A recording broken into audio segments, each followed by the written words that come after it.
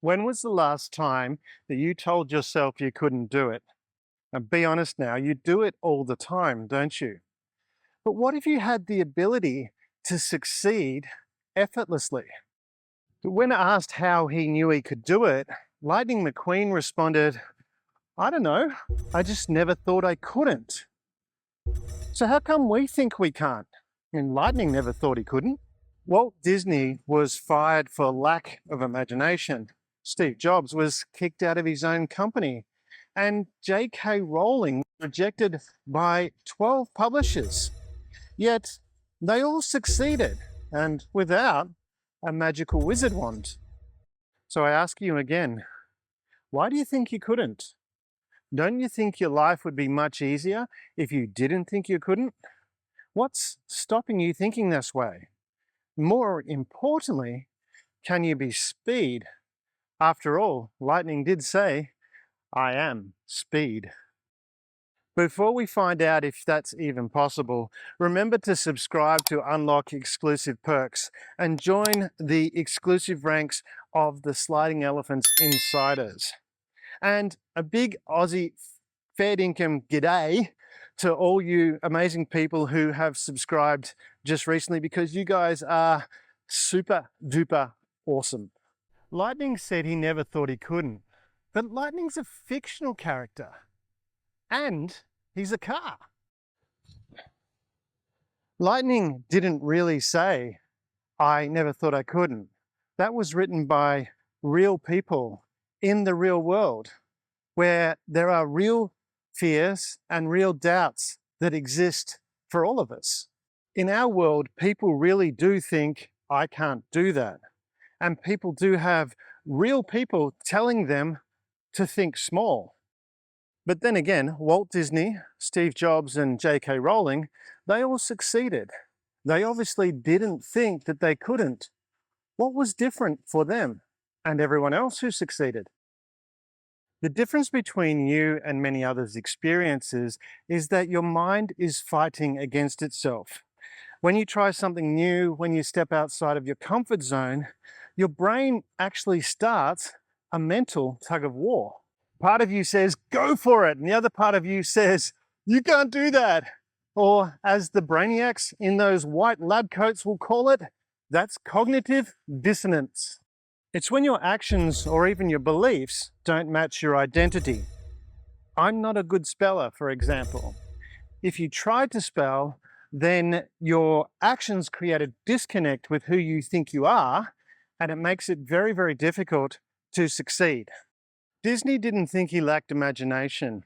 Jobs was always going to run the company again, and JK Rowling always believed she had a great novel.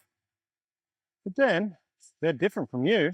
They were highly successful people and were probably born that way. And we've already established you think you can't. I mean, you can't help it. It's just the way you think. Or is it? Neuroplasticity. It's a big word for today, and if you can say it and walk at the same time, you're doing better than me, because I needed to look it up. In short, neural pathways are malleable and can be reshaped. Plus, beliefs are just thought patterns reinforced through repetition. Most importantly, the barriers to change are a choice to hold on to limiting thought patterns, either consciously and/or unconsciously. Belief is a choice. Deeply ingrained cognitive schemas are only deeply ingrained because a person chooses to believe in their permanence and their validity. The moment you decide to let go, and I mean truly decide to let go with full emotional and mental commitment, those schemas almost instantaneously disappear. Yeah, that's right. They vanish. This perspective is very empowering, but it does have challenges if you want them, because it suggests that personal change is more immediate than most modern psychological models suggest.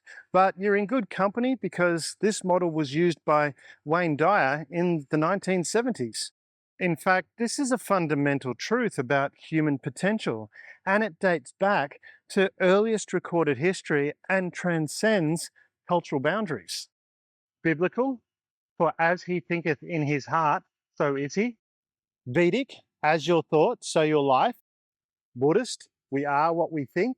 Islamic, thoughts are considered the seeds of action.